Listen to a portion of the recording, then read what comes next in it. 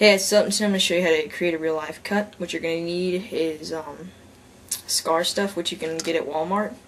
And you guys, up today I'm going to show you how to create a real life type scar. Hey guys, up today I'm going to show you how to create a very real life cut. Fooled many people with this, so hopefully you'll have luck with this too. What you're going to need to do is go to Walmart. I got this all at Walmart. Nothing else, anything special you have to buy online or anything. Walmart, just a simple kit. Okay, so what you're going to need is you're going to need your stage blood, your fake scar skin, or you can use latex, but that's a total different video that you're going to have to ask me about. A sponge, Q-tip, your toothpick, and your brush. And very last of all, your different makeups. You have your kind of beige-ish, and your black, and your gray, and that's all you need. So let's go ahead and start the video. Okay, so what you're going to first need to do is you need to open up your scar skin, or whatever you want to call it. And you're going to have to take out a good piece. Okay, you can see it's really hard. You have a piece right there. Okay, got it. Take it, kind of roll it in your fingers a couple times so you get in kind of a ball like that. Take it, you're going to stretch it out, just pull it apart slowly with your fingers. Don't pull too far, you don't want to get too thin. So you got it about right there. You can see, pick a place where you want to do the cut. I'm going to do it on my arm. And press the edges against your skin.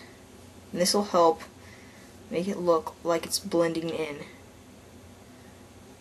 with your skin. So you can see how I rubbed in the outer edges, and then I kind of left this little flappy right there. Okay? And you're going to do the same thing with another piece, except for you're going to put it right across here. Okay? So let's go ahead and do that. Okay? So once you get your other piece, skin, same size, or you can do it a little bit longer. It's good to keep a variation. What you're going to do is you're going to put it right next to the other piece, like this. You can see. Like this, and you're going to smear in the edges so it fits in with the skin. Smear in as much as possible. And then what you're going to do is you're going to take your toothpick, and here I'll zoom in so you can see this better. You can see right here. And you're going to separate the two kind of a little bit like this, so you have these two different parts, and this will help you with your open scar effect or cut. So you can see how it is like that. So you've got your two skin pieces like that. Okay? And they're separated, and now we're going to go on to the next part, which is pretty much the makeup. So now that you've got this, kind of flatten down the edges, and if you have the same kind of skin I have, what they put in the skin is a kind of like a, I don't know what you call it, like a papery type of stuff. You'll have to see when you get it. But, okay, so enough talk about that. Let's go ahead and go on to the next part, blending in the skin. Get your Q-tip and dip it in your base color, which I hopefully you know what that is if you're doing this, which is kind of that color. It's kind of hard to see.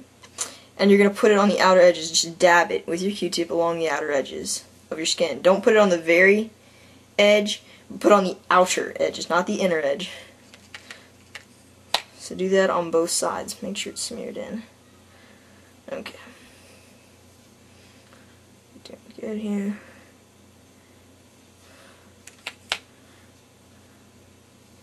Okay, once you got a little bit on there, take your finger and rub it in. Rub it in on the edges. Skin. This will help blend it in with the skin. Okay? You don't want so much because this is a real bright pink, the color is.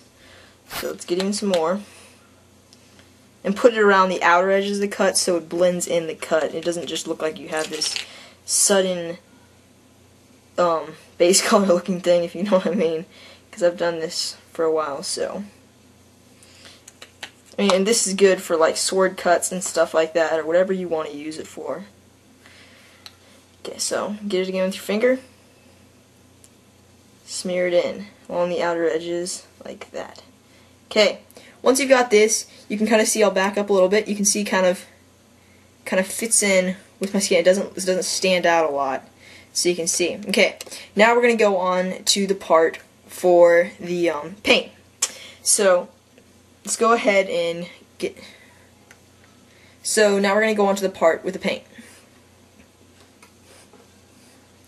Okay, so once you've got all that rubbed in, you got that nice looking, like it's blended in with the skin. I can't really tell them on a bunch, but that's okay for now. And you're going to get your red color, which I did not mention, so go ahead and get your red paint out. Okay, for the paint part, I'm sorry I did not mention this, but you have to have red, okay? Which is pretty much, I mean, you'll use the blood also, but you're going to need the red for the in part of the cut, or your scar, whatever.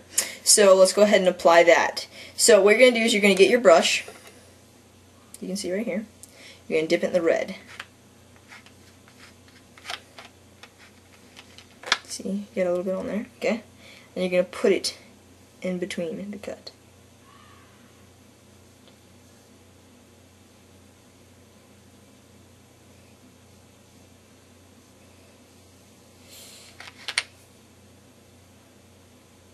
Okay? So you got it there on the inside. You can drag it out a little bit above it and below it. And then get a little bit of black. Kind of make this a lot less than the red, okay? I'll put a little too much, cover it up with some more red. And then if you want to get rid of some of that too much, you can use your sponge.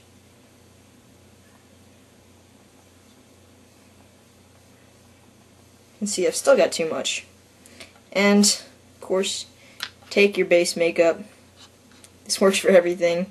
I use it to cover up too much of anything, so I'm using it again to cover up that extra makeup on the inside. Okay, a little bit more red, like that. And at this point, you're going to take your toothpick and you're going to separate the skin a little bit. You're going to push it up like this, because people won't notice it as much if you don't have it up like this. So you're going to push it up on the edge. And also, if I did not mention, you can use wax for this. But if you want to know about latex, then just tell me about that. Okay, I'm again just going to clean up some of this. I did put a little too much black.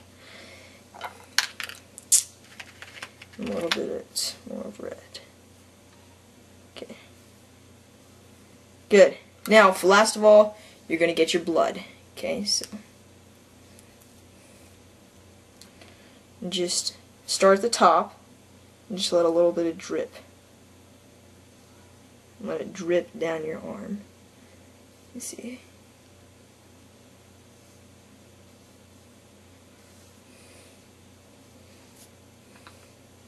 See, my cut's a little bit too big, but if you want to, you can get your toothpick and you can smear the blood in the edges. The blood's dripping a little too far. Gotta bring it around. Okay, and last of all, for the kind of outside, the irritated skin part, you're going to take a teeny bit of red on your sponge. Just a teeny bit. And you're going to kind of dab the outside.